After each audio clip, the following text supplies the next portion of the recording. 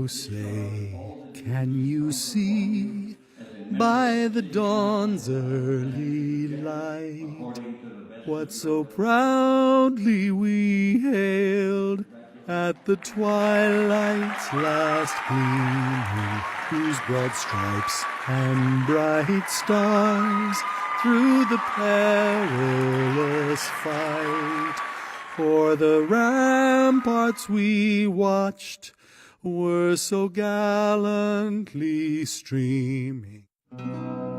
One of the funny things that my friends used to tease me about, and I didn't know this, when I first came, the school's classrooms are mixed, boys and girls, and obviously in Sudan that wasn't it, and it wasn't something that was acceptable. So I was seated next to a girl, and then I moved, and the teacher was like, you can't do that, but at the time, to me, it was like, I respect you, just don't mix. The things that you did from your culture that weren't acceptable here, or some of the things that were acceptable here and weren't acceptable in your culture. So, as a child and coming here from Sudan, it wasn't easy. It was difficult. As I said, when I came here, I didn't speak English, and I was immediately thrown into a school, a system that's completely different than ours. The way it looked different, the people looked different, the language spoken was different. So there was total culture shock.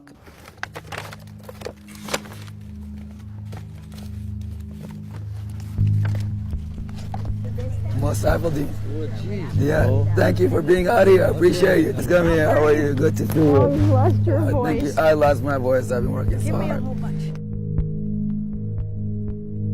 Continue on Janney's Lane for 1.5 miles. وإذا فزت أنا بالمنصب حكون أول أفريقي وأول مسلم على مجلس البلدية. وبرضه جورج واشنطن الرئيس الأول كان هو في نفس السيت إذا قاعد في هذه إن شاء الله. Some of the things that we talked about internally within the campaign, whether the people would be receptive, to be honest with you, of not just an immigrant, but someone who's also a Muslim by the name of Muhammad. And we talked about it, but given the community that we live in, we thought that the people would be receptive to that, and I think the results showed that they were.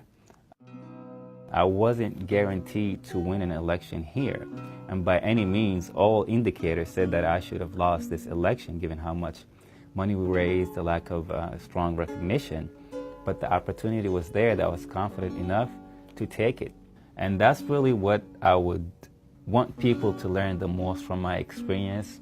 Not so much that I achieved something, but I represent hope, I represent hard work, I represent opportunity.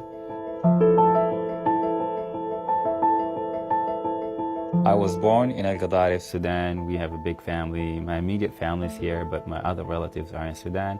And they're affected by the conditions that are in Sudan and the human rights violation, which is what concerns me the most and concerns them as well. So, people are out there protesting peacefully to the government and demand basic necessities and needs, and they should be allowed to do that without being met with force, arrested, tortured, or killed in some instances. So it pains me to see that these protesters are being met with such force and vigor, where all they want to do is make their country better and make sure that everyone is living comfortably.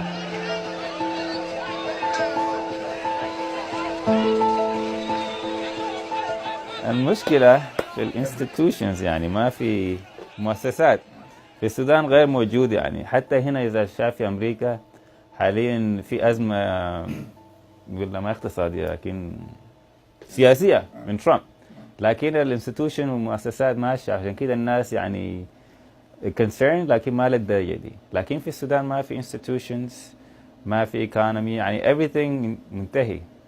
فالناس they have no choice but to get out and protest. But that also signifies مثلا في ناس كتار طلعوا برا they're doing well، يعني مش سودانيين بس، برضو من العرب واللفاقة. إذا عندهم فرصة الناس دي كانوا في بلدهم يعملوا العمل هنا، البلد كانت حتتقدم لقدام. times you may feel that you should give up, but you have to stay the course and keep going. And I hope everyone can just look at that and say, hey, if this guy did it, I can do it as well. Whether here in Alexandria, Virginia, or anywhere else in the world, there's always hope. Don't give up.